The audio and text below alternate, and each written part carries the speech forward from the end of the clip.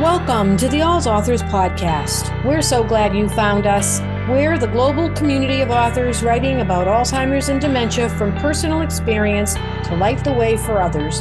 I'm Mary Shuko, a registered nurse, author, and dementia daughter. And I'm Christy Byrne-Yates, a licensed educational psychologist, dementia daughter, ALS author, and coach focused on the sandwich generation.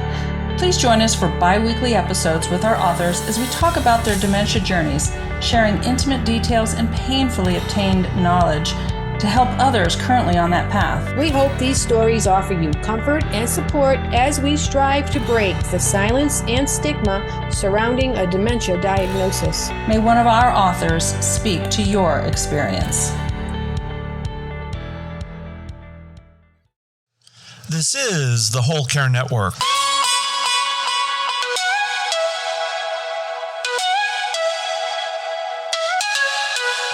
Helping you tell your story one podcast at a time. Content presented in the following podcast is for information purposes only. Views and opinions expressed in this podcast are solely those of the host and guest and may not represent the views and opinions of the Whole Care Network. Always consult with your physician for any medical advice, and always consult with your attorney for any legal advice. And thank you for listening to the Whole Care Network.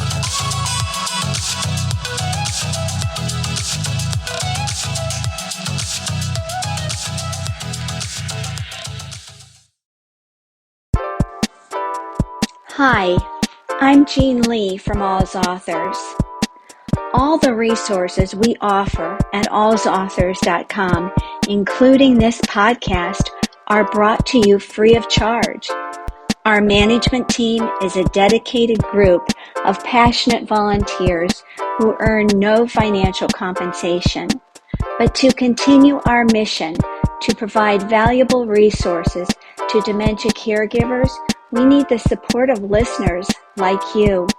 If you'd like to support us, please make a donation at allsauthors.com/donate. We are a 501c3 organization. Remember, you are not alone.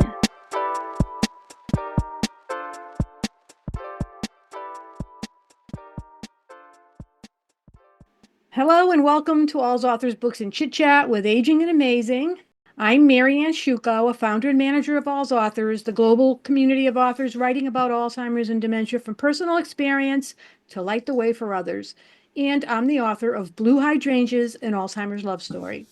I'd like to introduce some of the members of our team who are with us today. Of course, we have Christy Byrne-Yates, who is the author of Building a Legacy of Love, Thriving in the Sandwich Generation. She is my podcast co-host and producer and co-moderator for this event. We also have Malika Moore, who is the founder of Aging and Amazing, which strives to support older adults, caregivers, and the networks that surround them with resources and community. And we have a couple of members of our All's Authors team, Susan Landice, who is on our board and does all of the graphics for our social media and our website and manages the custom caregiver collections. She is also the February Books and Chit Chat author for her memoir, In Search of Rainbows. And we have Ruth Stevens, who is an acquisitions editor on our team. She reviews the fiction books that come in. And she's been on our Books and Chit Chat, I think, last year. Is that right, Ruth? Yes, that's how it was last year. I think one of the first ones. Mm-hmm. Our author today is Mary Crescenzo, and her book, The Planet Alzheimer's Guide, 8 Ways the Arts Can Transform the Life of Your Loved One and Your Own. Mary is a recipient of the Mods Award for Innovation in Alzheimer's Care and an expert and pioneer in arts engagement for those living with Alzheimer's, dementia, and their care partners. She's also a playwright and has written Planet A about the inner world of Alzheimer's, and she's a co-host of Dementia and the Arts on Alzheimer's Speaks with Lori LeBay. She's a public speaker and educator on the subject of creativity and aging, who in April 2024, at the 36th Alzheimer's Disease International Conference in Krakow, Poland, presented on how theater as art and public forum can foster Alzheimer's awareness. You can learn more about Mary at allsauthors.com and marycrescenzo.com. Welcome to Books and Chit Chat, Mary. Thank you so much, Mary, and thank you all. Thank you. We're so glad to have you here. First thing I'm going to do, like we do with all the authors, is ask you to please tell us about your own personal dementia journey. How did you get into this? I was leaving high school, ready to go into college to study art, and I found a summer job in the newspaper. And it was at what they called a nursing home, and they wanted an art teacher. So I applied, and I found myself in a room with older adults who, at the time, when I think back, probably had dementia. And I was naive but passionate about art for everyone. And so I spent the summer doing music, painting, drawing, conversation, movement with these people. And I was amazed at how they responded. It was a wonderful experience. We laughed, we cried, we told stories. And then I moved on to a career in art and in music. And then I revisited this world as a community artist and art strategist for arts councils around the US, where I moved to different places. And I started working in a facility with a fellow artist who started a program called Drawing on Memories in Tulsa, Oklahoma. And again, working with persons with dementia, I was very drawn to older population and to how you can connect and communicate. He trained me, and it was just visual art, but I then expanded it to music, movement, storytelling, etc. And although there was no one in my family with this disorder, I just felt this connection because it was amazing how the spark of creativity would lighten up their lives. And so they all became my family. And I still remember each and every one of the many people I worked with, with love and compassion. Thank you so much. Tell us about when you wrote the play, because that came before the book, right? What was that like? Yes. Well, what happened was I would come home from my work, now in New York at the time, because I had lived there and worked with various facilities. And I was still early in this career, but I would come home and I would be crying on the way home. I just was overwhelmed with the conditions I saw, the way the people were treated often, and just the whole setting of the whole disease itself, the depth of it.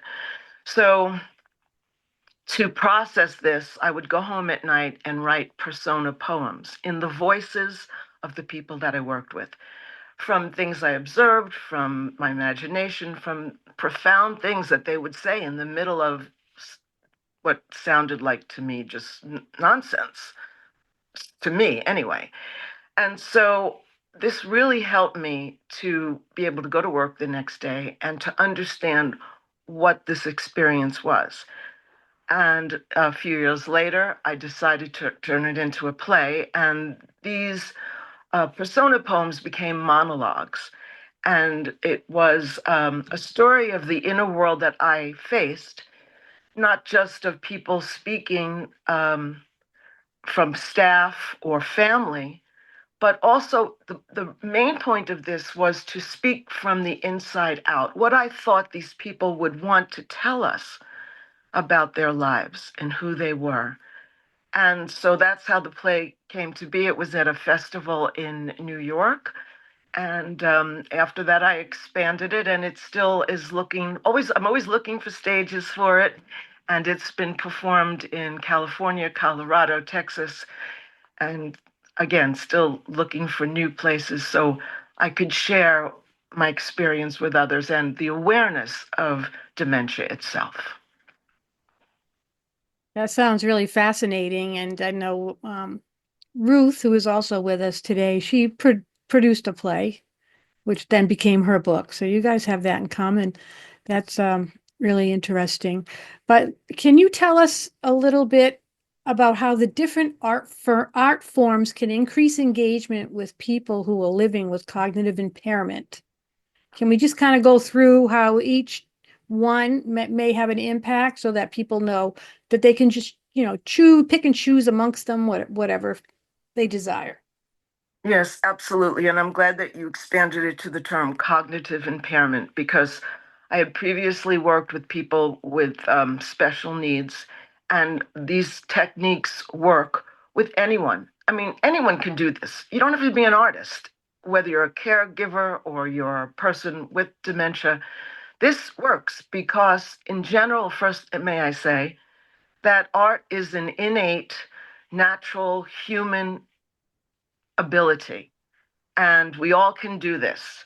And if you feel reluctant that you can't, I'm going to ask you to ask yourself if someone ever told you when you were a child that you couldn't paint, sing, dance, draw.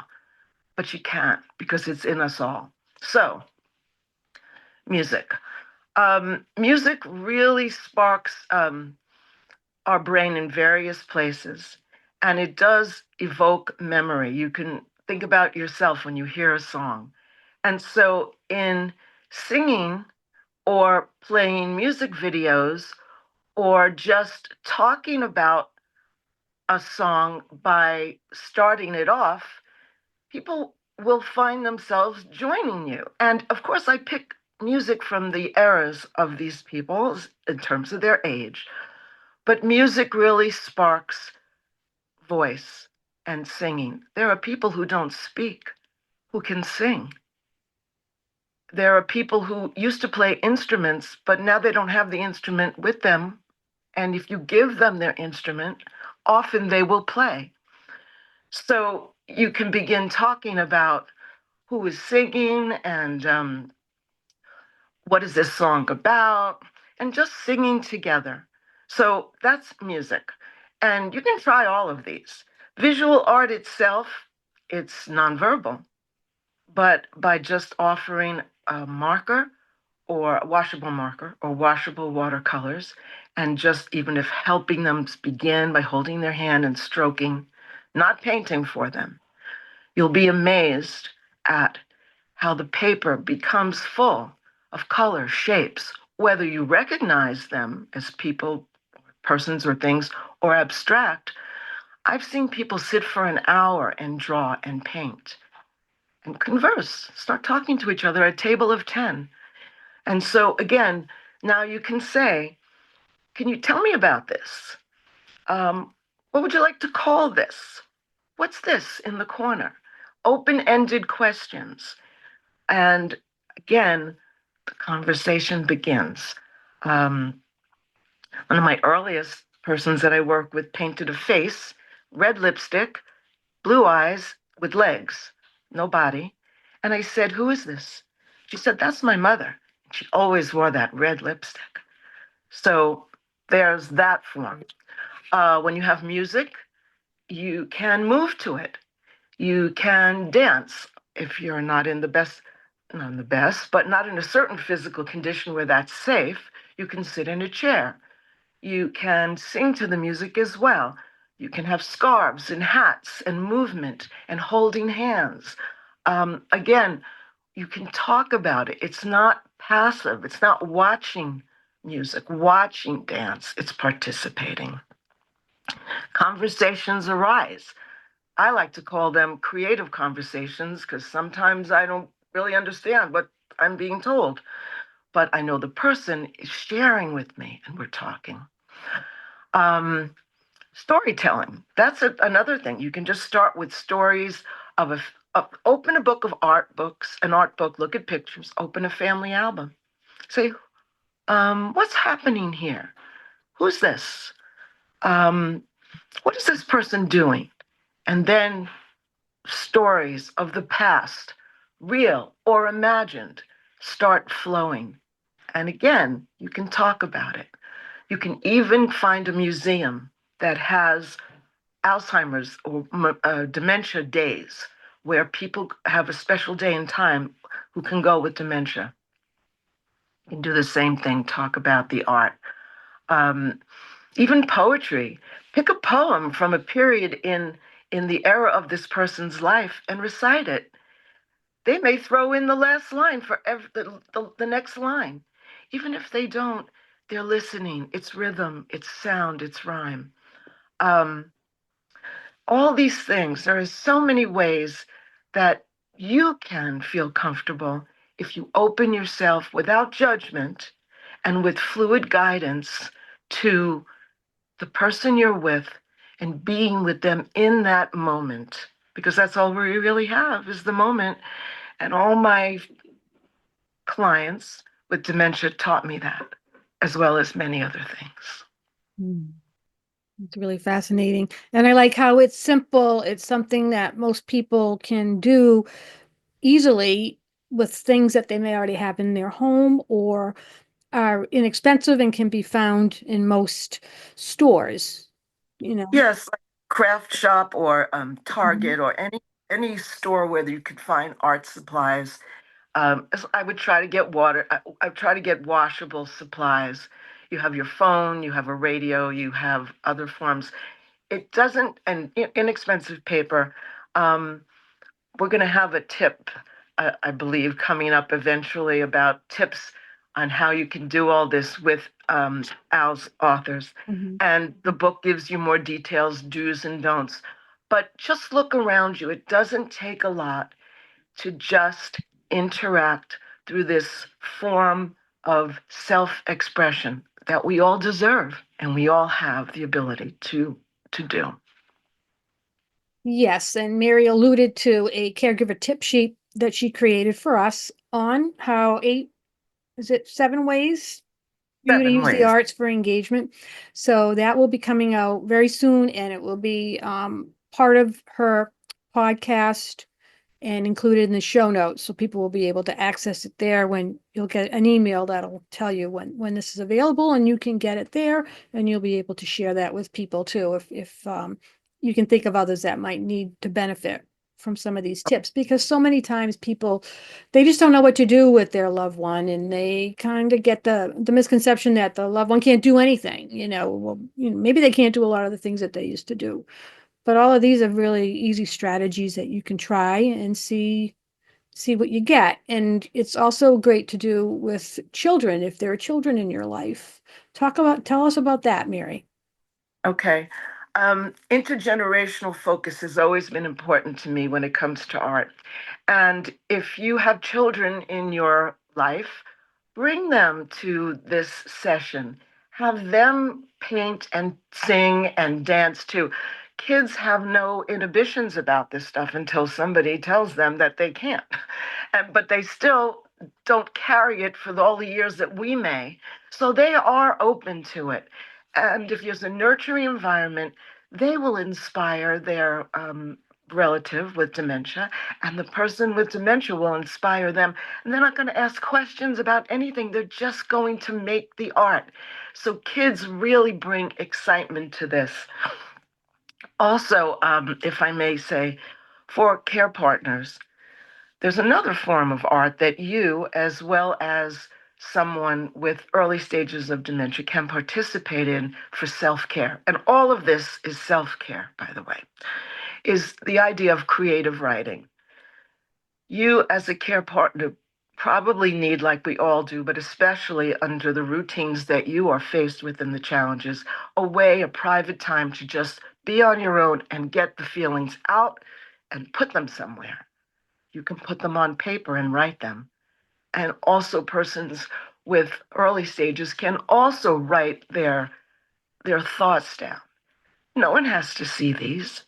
They're private, but the cathartic creative aspect of it is so helpful for relaxation, respite, rejuvenation, and revelation. And those are the 4 R's that I use in my workshops to show you in different ways how that form of art can be so beneficial.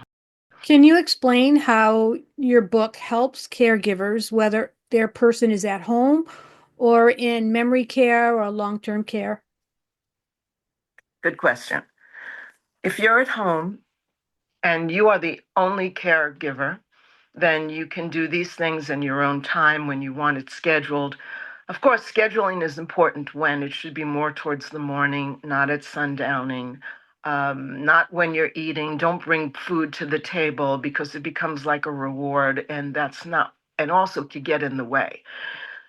So if you're at home, that's one way you can do it. If you have someone who comes into your home to work with the person you're caring for, talk with them about how this can be done. Show them, get them involved in it.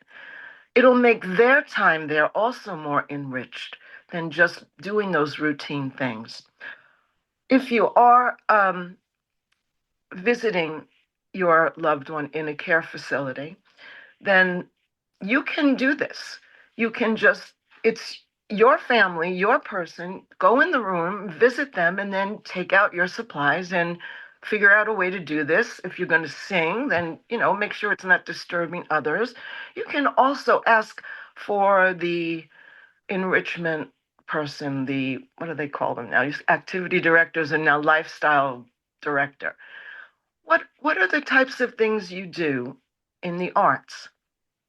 Let them tell you about them. Visit and see what they're doing. They may be doing wonderful things. They may be doing busy work or passive things where they're not making a person-centered effort. You can educate them about all these things that can be done in a small group, individually. So you can go, and you are one of the team members at this in care. Don't be afraid to go into this home and say, I'm going to do this with my loved one. You want to come in and see what happens? And in regard to seeing what happens, don't give up. If it doesn't seem to work, don't stress anybody out, including yourself. Redirect, pick another art, go for a little walk, try again. Keep trying, see what happens. I really like doing this on a regular basis. If not every day, at least once a week, because there is an instinctive feel of routine. And so in any, you can do this and bring the kids, bring the family. And when you have work that you want to share, record the singing and share it with the family. Hang the artwork up on the walls. Share this, celebrate this. Art brings joy into the darkness of this disease. I've seen it for decades, and my goal has always been, and especially with the book, to share this with others. Great. Can you just explain how the different chapters of the book how is it laid out? What do you get when you pick up the book? What are you going to find? Okay. Well, it's going to be a guide step by step to doing these types of art, but it's more than that. I'm actually looking at it right now. And I wrote this during COVID. So in the beginning, there's a comment about dementia, Alzheimer's, and COVID itself. And then I will tell you a little bit, as I just did, how I entered this world. And what is art and Alzheimer's and dementia? What is the key to make anyone being able to do this, as I also discussed? And then there are actually 8 ways listed. Painting and drawing is 1. Language, music, and movement is 2. Rhyme, rhythm, I said that wrong. Reciting, I'll say that. Recall, poetry, and storytelling is another chapter. Books and art and sharing museum visits. Intergenerational, getting the family in there. Also getting the support staff involved so they understand what is happening.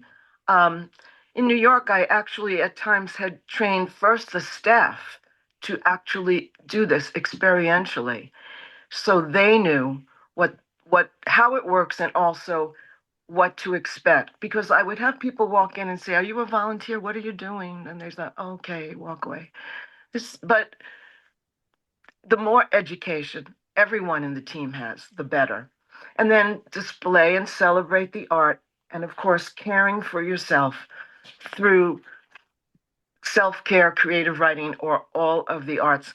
And then there are over 40 photographs, which shows pictures of persons with Alzheimer's and dementia making art, shows me working with them, and also shows the artwork that's done. Once your loved one starts creating art, it's like any artist. They will have a voice. You will recognize their artwork as compared to their neighbor who's painting because it's their unique, individual message stamp coming out. And it's just, it's something you can do too. Just be open to it. Thank you so much. That's really fascinating. Does anybody have any questions? Anybody get their hand up? No? Okay, Malika. I do. Is there any particular piece of artwork that moved you or inspired you or you kind of reflect upon to this day? Could you tell us a story about that maybe? Well, one of the first ones I mentioned with the woman drawing her mom, there was another one where a person was drawing a lamb, like crawling up a hill. And I said, "Tell me about this." And this was with markers. And she said, "Sometimes it's not easy to get where you need to be." An experience that I had that always brings tears to my eyes is that my personal experience, because I used to be an art teacher. I went into a session and I usually don't ask people ask the staff to tell me about the person's background right away because I want to just come to them where they are. And then I learned that, and that helps me understand things in the drawings as well. And there was a woman who was new, and she had her head bent over, and she was furiously, feverishly painting on newspaper, one piece after the other. And I said, "Oh, tell me about this person." And she said, she was an art teacher. So I lost it. I started just crying. I was like, because I just identified. And that's something you don't do as a professional. But everybody just stood there, and this woman lifted her head, came over in her pink robe, put her hand in her pocket, and gave me a tissue. She seemed oblivious to everything, but she wasn't. So there are so many images in the book. Even the cover itself was by an artist, and I got permission to use all of these. But I just am so passionate about this. And it feels like yesterday that I worked with these people. And I started in the mid 90s and continued up till just till COVID. Wow. Could you read us something from the book? Oh, okay. Let's see. Let's find something here. Thank you for asking. By the way, this is the picture of it. It says sample copy. I wrote on that. But this is an artist whose style is very distinct. Let's see. Okay. We also sat at the piano with persons who played before, and they played beautifully. People who never played, who just wanted to hit the keys. So I don't want to read a really long thing to you. I'll read the small section at the epilogue. All I can give you and share with you is what I know. That engagement through the arts, where the creative spirit takes over, and art's expressive process of making something from nothing, is bigger than I or those whom I serve. We are all given this gift of creativity from day one till our very last days, no matter who we are, where we've come from, or who we've become. You now know that you can realize that gift within yourself and with your loved one through arts and social engagement, along with these 8 ways I've shared with you, to transform both of you and your loved ones' life through the power of art. Yep. That's a little thank you in the end, to what this was all about. Thank you so much. Does anybody else have an experience using art and with dementia care that they would like to share? Christine? Mary, you were wonderful and you are wonderful. Thank you so much for sharing the journey so that we could feel it with you.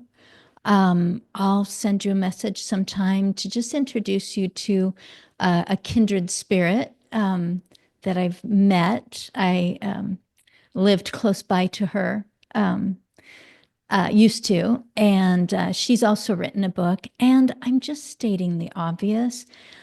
There are life enrichment activity directors, we'll just string all the words together, that are thrust into that situation. I saw one person literally who was told, well, you just have to do it. You've worked here all these years. And they're like, I love serving them food. Well, you get along so well with them. So just become an activity director. Scrambling. What do I even, oh my goodness, that was like 12 years ago. So Googling was even a new word. So thank you so much for writing a book that ought to be handed to people so that they can just feel it in their heart. I was doing the right thing when I said to them, what do you want to do? And noticed what others responded to if they're not able to voice it. So good job on that. I'm actually in Waco, Texas. We moved there a few months ago, moved here. And I had just had the city magazine open to the gal who directs the creative arts for all of Waco. And I'm going to meet her personally. And it would be wonderful alongside the movies that they put on when they do like their big thrust on creative things, to also, they've got many stages here.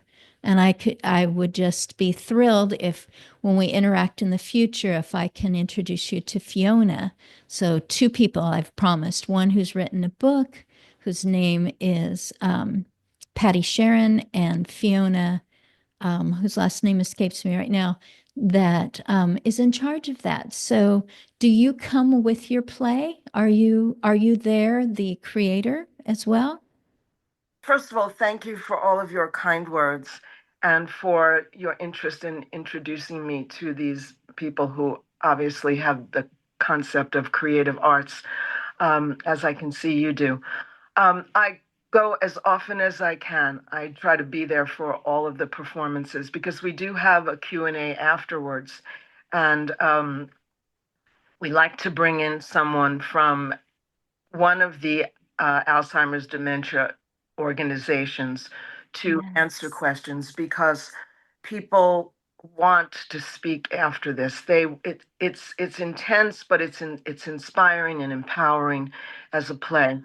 And so I try to be there also, but we always have someone there. And that's how I met Trin Rose, who is also an Al's author years ago, who actually introduced me to Al's authors because she was in Colorado when the play was performed there, and she reached out to me. So yes, I tried to be there. We also have a recording of it, which we're working on editing and using in other forms. But thank you so much. Yes, I tried to be there because I realized that when it first was performed in a small black box in New York, and I was sitting in the back, and there was people weeping, and then everybody left, and I thought, I can't leave people like this. We have to talk about this. So once again, thank you. Wonderful. Thank you. Thank you. Thank you, Christine. Thank you both. Did anybody else have any questions, comments? Susan Landis? Mary, I just want to say, I think you're just so passionate. I can just hear the passion in your voice when you talk about what you do. I guess I'm just curious about your title, the Planet Alzheimer's Guide. How did you, it's such an interesting title. How did you arrive at that? Good question. Thanks, Susan, for asking. When I entered these facilities, I felt like I was in a different world, a different planet, where there was a foreign language, and that was the language of the people with Alzheimer's/dementia, who may have said things that didn't seem to make sense, but then there was a profound statement. I also felt that I was entering as a visitor, not as a native, and I had to respect the rules of this planet, that the rules of the planet, let me phrase this better, the rules that the persons with cognitive decline gave me by letting me listen to them and observe them. The rules of the place may not have been as positive. I have been to wonderful facilities in Tulsa, Oklahoma, where I worked. I've been in horrible facilities. And yet, I just felt that this is another world and people are afraid of it. People from the outside don't understand it, so they fear it. They have judgments about it. They're prejudiced about it. Let me introduce you to this planet. And that's how it began. Of course, so long ago, I wasn't really aware of the greater picture of dementia itself. I'm talking like the mid 90s and then in the 60s originally.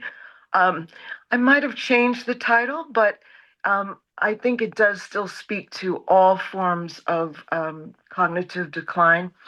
And so then I carried it on with the Planet A. Originally, I'll tell you a little secret, originally, the play was called The Alzheimer's Monologues, and nobody wanted to touch it. They were like, we don't want a play about that. And this young man who had this political social festival chose it. But then after that, I changed the title to Peace, Piece of Mind, because it was more mysterious. And then I just said, Planet A. And I'm almost ready to go back to the dementia monologues, because we have to face this straight on. But that's how the title came to be. Thank you for asking. Oh, thank you. That's interesting. Anybody else have a question? Christy? Question and sort of a comment. I have enjoyed this so much, Mary. Thank you very much. I like other people have said, I love your passion about art and what you're doing, and it's so powerful, so powerful. One of the things you mentioned that you said you did, and I think, and this is what I want to clarify, the persona poems that you said you wrote, were those for you to process? And how might you tell somebody could you tell us more about what a persona poem does and how what impact it had on you using it? Yes, thank you, Christy, for asking that and for your kind words as well. I just needed a way to get this stuff out of me, get this emotion out of me. So as a poet and a writer, I knew that a persona poem was a way to voice not only my own voice, but the voices of people who I work with. So a persona poem is a poem in the voice of anyone, a stranger, someone alive, someone dead, someone famous, someone you cross on the street, a family member. And so you write it in their voice. I wish I had one by my side right now, or if I could even memorize one. So what you imagine they might be thinking or feeling or saying, Yes. based on your interaction with them. Yes, what Wonderful. I imagine. Yeah. What I observe. And then, like, they might say something out of the blue that in the middle of saying something that didn't seem to make sense to me, and I would jot it down because it was a light of and truth that came out, you know? So yeah, it's in another voice, in the third person, so to speak. Or actually, no, I take it back. It's not in the third person. It's in the first person. Like I would say, I'm trying to think of one of the poems from the show. I'm not good at memorizing them myself. This gentleman said, I just want to sit and have a piece of chocolate cake. I saw the for sale sign when I left. Um, all I want to do is take that for sale sign off and go home. Okay, yeah. And this helped you then process the emotions you were feeling. That's a wonderful thing. It's beautiful because it feels like it helps you as the person who is caring or interacting, and then it's also, yeah, giving voice to someone who maybe isn't always understood or listened to. So that's beautiful. And then, I thank really you. like that. And in working with caregivers and people with early stages of dementia, this is something. I mean, I have them just write from prompts, like a word, like kitchen or hands. But then we talk about the persona poem and how you can address your feelings. And again, it was just pure necessity for me to do this. But it really is helpful. And I suggest anybody listening who would just like to do that, just do it. And it doesn't have to rhyme. Yeah. You just be creative. And when you you take it out of the heart and the head and you put it on the paper, you can reflect upon it. Yeah. To think about, like, hey, I guess I'm angry and it's okay. I guess I'm confused and it's okay. I guess I'm happy about what just happened today and I shouldn't feel guilty about that. So put it Yeah. down. Great. Beautiful. Thank you so much. Thank you so much. Did anybody else have a comment or a question? If I can just interject something, Please. May um, if you have a relationship with this person that you're now caring for, that maybe in the past was a problematic from your point of view or from their point of view, and you think, how am I going to do this with this person? I don't even, when there are unresolved things. This is such an opportunity because this person may not remember, or they're not that person in certain senses when you had that fraught time period. If you come to them in the present as if they are this person today, a person today, and you are this person today. Sometimes, I mean, I've heard stories about people that had these terrible relationships, and now the art, they're like having so much fun and enjoying each other. It's harder when you go back to think about the past. I know that it's not easy not to want to do that, but a relationship can become brand new and different and maybe even wonderful in this moment. That's beautiful. That's a great way to think about it. And I'm also thinking about how it's probably much more interesting to engage in these art activities than it is to watch TV, which we see a lot of people who have dementia spending their days parked in front of a TV set. And the same can be I'll said never of young forget. children as well, Yes. get everybody involved. So thank you, Mary, for all these wonderful ideas. Before we close, is there any other questions or comments from the audience here? Susan, yes. I'm just curious, very early on in your life, was there something that compelled you or inspired you to get into the field of arts? I've been an artist my entire life. As soon as I could talk, I was singing, drawing, dancing. It's something that I didn't choose. It's something that I was a gift that I was given. And I do want to say there are certain people listening might say, well, there are people who are really artistic. I'm not.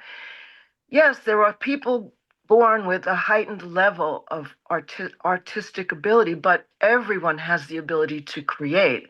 And I would never say you could. I know everybody can do this. Everybody can do all these things, and I like to show them how. Um, so I've always known that art is also a comfort to you. It was a comfort to me. Um, I didn't have the best relationship with my parents. It was um, I wasn't understood. I wasn't encouraged. But when you have art in you, it's got to come out. And so I became, and I was an only child, had this world of art. And then I just kept doing it because I loved it. It made me create feelings that I was hiding. And am I answering the question? I hope so.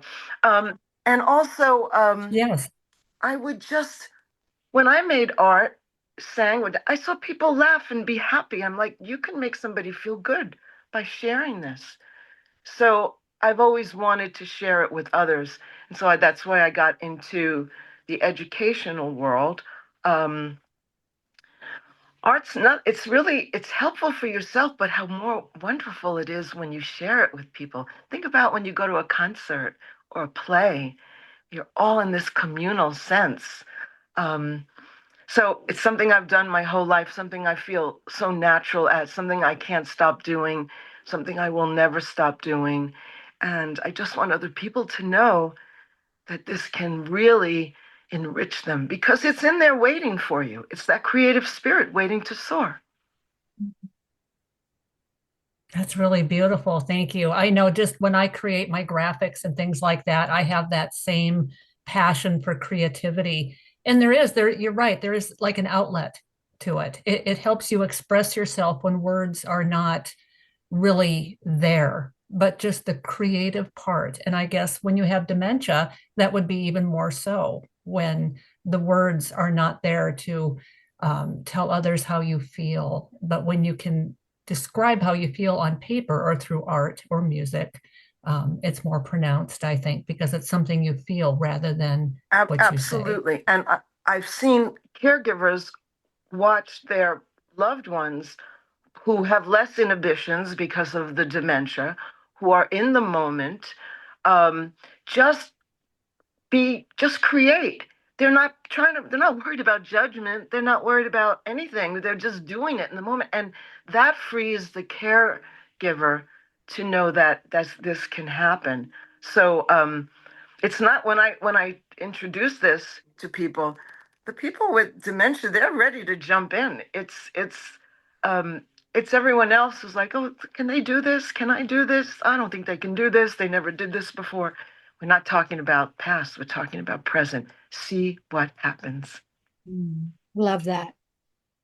Thank you so That's much. awesome. Where can people find your book, Mary? You can find my book, of course, through Al's Authors. Yeah. A most amazing organization, 10-year anniversary. Congratulations to Oh, all of you thank and all you. the work you do. You can find it on Amazon. Um, and, you can, by the way, if you have any questions beyond this wonderful opportunity that you've given me to share what I do, go to my website and you can email me and I will answer any question. I will be sure to answer anyone who has any questions about this whole world of art and dementia and how it works. Feel free. I'd be happy to respond to you. Thank you. Thank you all for having me. I'm so happy to Thank you, be here. Mary. I'm grateful to be a part of the family of Al's Authors. Oh, and we're so glad to have you. What is your website address? It's www.marycrescenzo.com, and it's Mary and then CRES as in Sam, CENZ as in zebra.com. It's like the musical term crescendo, which means to grow louder, but it's crescenzo. So, Yeah, and you can Google me. You'll find me there. Again, I'm here for you. I'm here for you because it works and it brings joy and love. Awesome. Thank you so much, Mary. We appreciate your sharing your story and your time with us. Thank you for this opportunity. I appreciate it as well. So I do want to mention that Mary has been a guest of ours many times in the past. If you go to the allsauthors.com website and search her name, you will find her original post that she had written for All's Authors a few years back, but she's been on the podcast before. We've done a virtual event on dementia and the arts with a few other people. And Mary participated in that. She also did a program with her friend Trin Rose Seeley that she mentioned earlier. So all of that stuff is on our website. We do have a number of other people using arts. So if that's something that you really want to explore, we've got a lot of resources on that. And I just want to thank everybody for attending Aging in Amazing's Books and Chit Chat with All's Authors. We'd love to see you at our next book discussion on Tuesday, February 25th at 2 p.m. Eastern Time, when we meet Susan Landis to discuss her book, In Search of Rainbows. That's her memoir of caring for her mother with Alzheimer's disease after a lifetime of a fractured relationship. Susan is a member of our management team, serving as graphic design editor for our social media and website, and as a manager of our custom caregiver collections project. You can learn more about her and register for the event in the Books and Chit Chat channel in the Aging and Amazing community, or by visiting allsauthors.com. We're also presenting a virtual panel discussion on the long haul, the impact of long-term dementia caregiving, on February 18th at 2 p.m. Eastern via Zoom. You can register for this event on our website, allsauthors.com, and we're going to be talking with people who have been caregiving for more than 10 years. I also invite you to be among the first to know everything new at All's Authors as a subscriber to our weekly newsletter. Sign up at allsauthors.com, then check your inbox each week for our news, introducing the latest author, podcast, special events, and more. And be sure to visit our blog, podcast, and shop at allsauthors.com to find more resources for your dementia journey. We've got some lovely gifts for caregivers, including our books and our poetry anthology, as well as some branded clothing and accessories to show your support for us. You can also follow us on social media, Facebook, Twitter, Instagram, and LinkedIn, where we share a wealth of resources for the dementia journey. Remember, you are not alone. One can sing a lonely song, but we chose to form a choir and create harmony. Thank you so much for being here.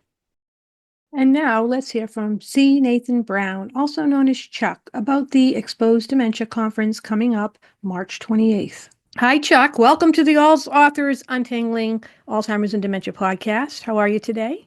Doing fantastic. Thank you so much for having me. Oh, you're so welcome. We want to make sure our listeners are aware of your upcoming conference, Exposed Dementia, which will be March 28th to 30th in Linthicum, Maryland. Yes. Is that right? Can you tell us a little bit more about it? What can people expect if they attend the conference? Sure. The Exposed Dementia Conference, we are super excited about it. As you mentioned, it's going to be March 28th through the 30th. It's an art-based, media-based conference. So all things art and media, which will include an art exhibit.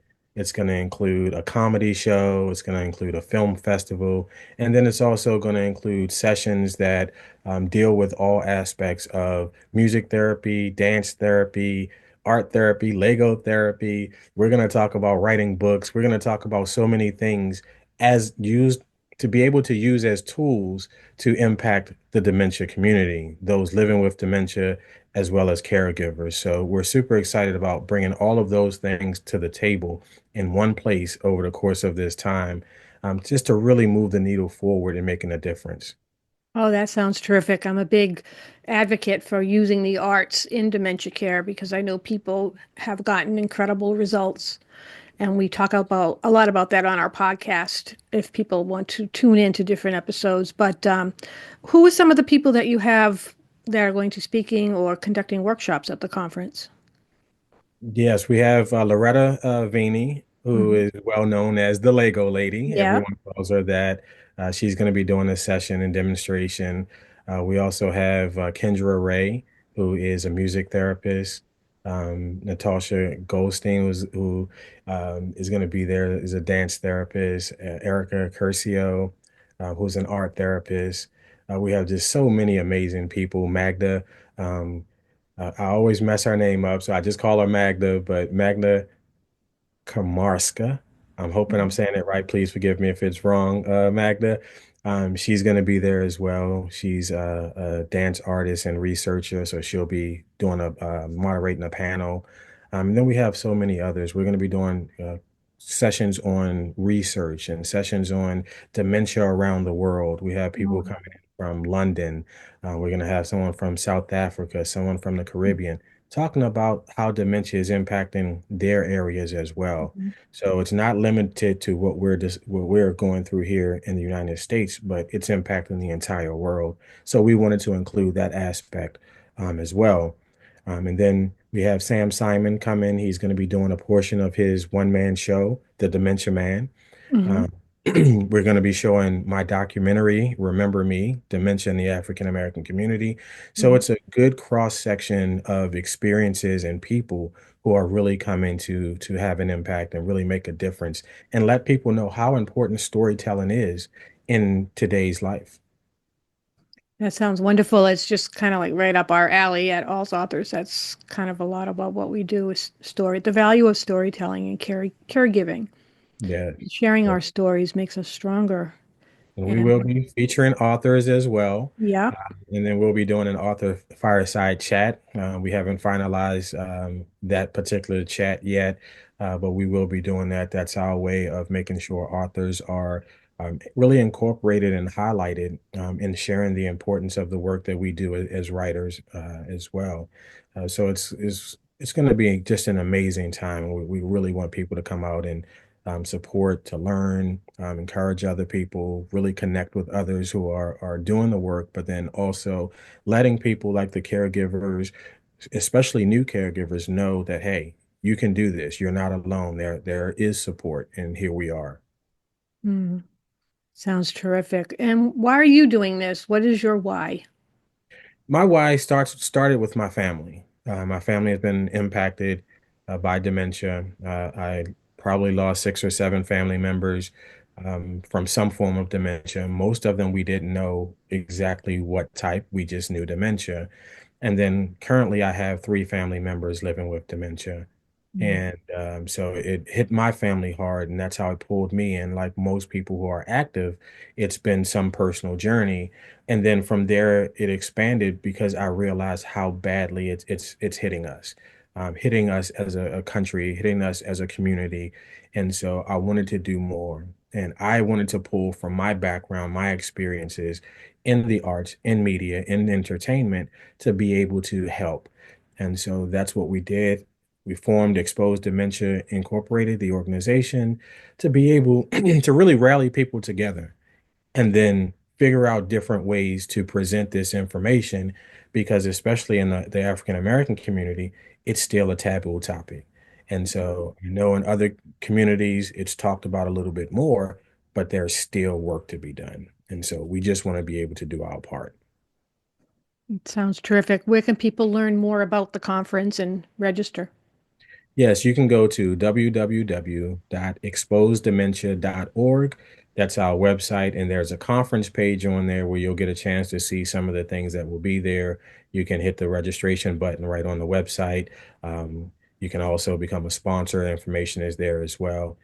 So anything you need is there, but if you have questions, you can reach out to us through the email, the website as well. Awesome. And do you have any social media? Are you posting stuff out there? Yeah, so everything is under exposed dementia or exposing dementia because in a couple of cases it wouldn't allow us to do exposed dementia. So on Instagram, it's exposing dementia. We also are building a YouTube page, which is going to be YouTube/exposed dementia. So we're going to have different clips from the conference on the YouTube page after the conference as well. Since a lot of people have asked if it was going to be streamed or anything like that, it won't be, but we're planning to add, different portions to the YouTube page afterwards. Okay. So I guess people who are interested should sign up or follow you so that they can get the information whether or not they can attend in person or not? Yes, and I look forward to it. Okay, I look forward to it too. I wish you the best of luck on this important conference. Thank you so much, and thank you for having me. Thank you.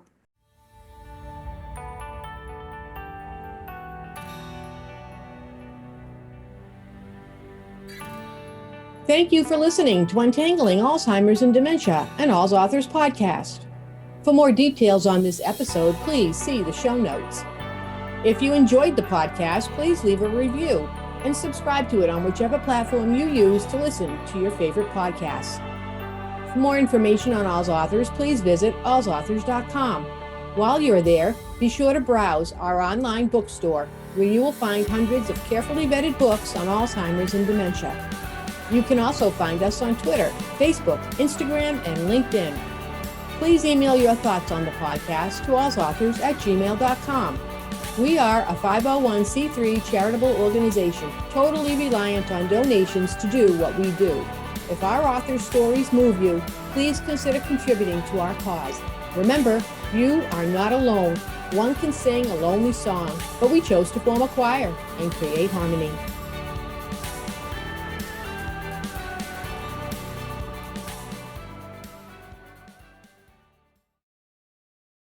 I'm Vicki Tapia from All's Authors. If you enjoy the podcast, you'll enjoy reading more of our authors' stories in one of our anthologies, Alzheimer's and Dementia Caregiving Stories. Each volume offers a wealth of information and a preview of each title to help you pick the perfect resource. You'll find them on our free resources page at allsauthors.com with a variety of caregiver tip sheets. So after the podcast, take a few minutes to check it out.